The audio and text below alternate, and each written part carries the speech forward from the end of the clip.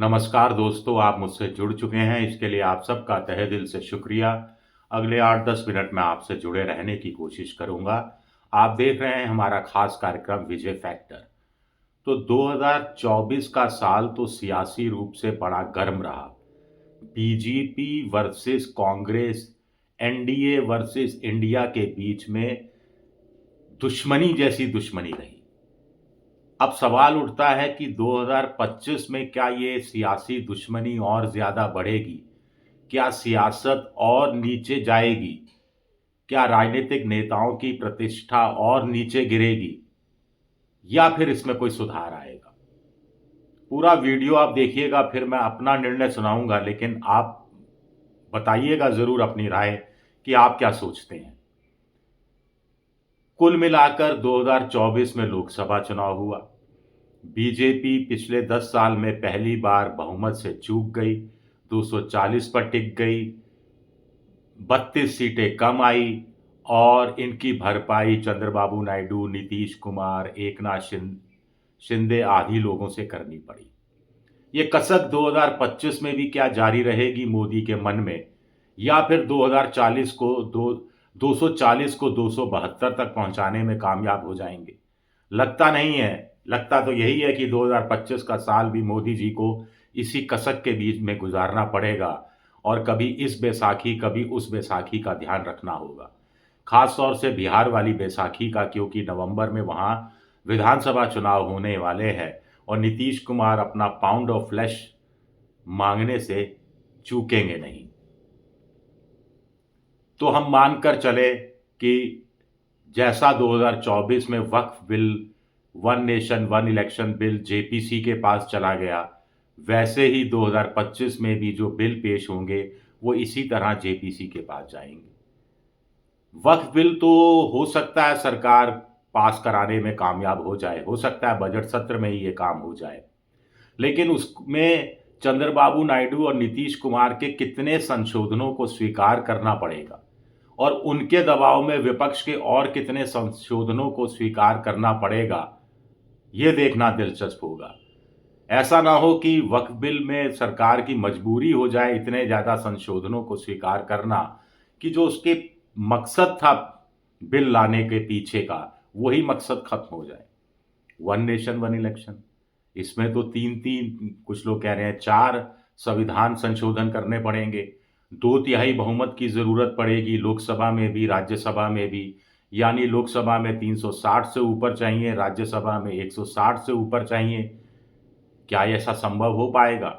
अभी तो साधारण बहुमत जुटाने में भी राज्यसभा में दिक्कत आ रही है बीजेपी को, तो 2/3 कैसे जुटा पाएगी बीजेपी?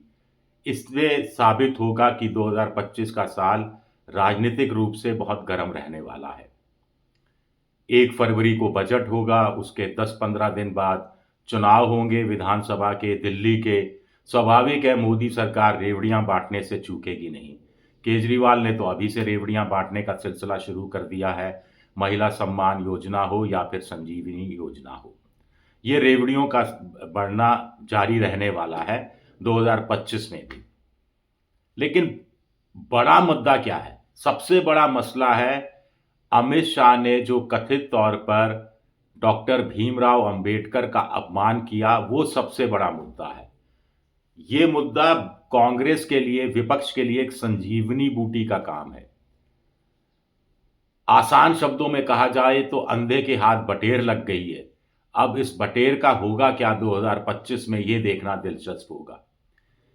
क्या कांग्रेस और इंडिया अपोजिशन फ्रंट इस मुद्दे को जिंदा बनाए रखेगा, इसको और उग्र करता रहेगा, या अमित शाह माफी मांग लेंगे या उनका इस्तीफा हो जाएगा और मामला खत्म हो जाएगा?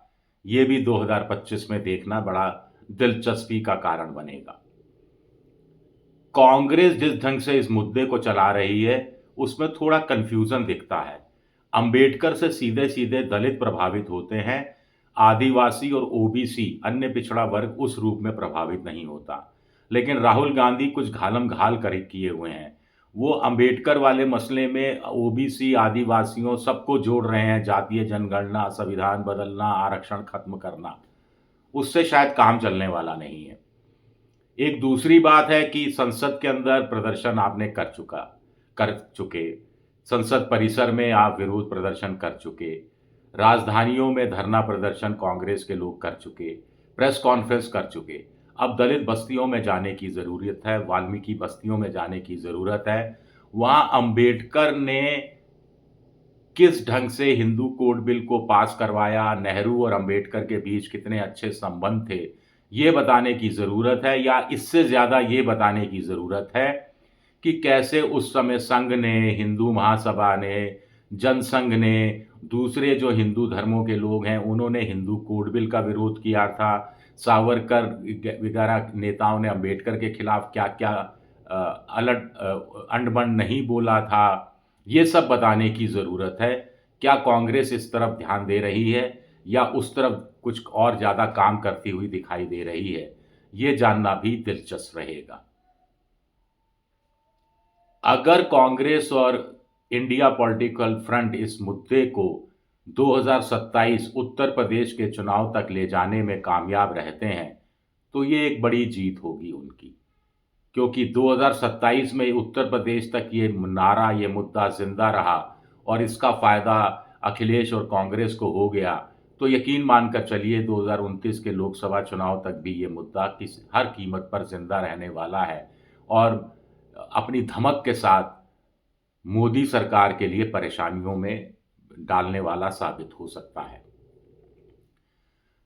कुल मिलाकर बजट कैसा आएगा? कहा जा रहा है वही प्रो पुअर बजट होगा, वही इंफ्रास्ट्रक्चर पर ज़ोर दिया जाएगा, वही जो विदेशी निवेश पर ज़ोर दिया जाएगा, डिसइन्वेस्टमेंट की बात कम की जाएगी, ऐसा माना जा रहा है। तो बहुत ज़्यादा इस पॉलिटिकल फ्रंट पर होता दिख नहीं रहा है। चलिए शुक्रिया मेरा ये वीडियो देखने के लिए। पसंद आए तो लाइक कीजिए, सब्सक्राइब कीजिए, शेयर कीजिए।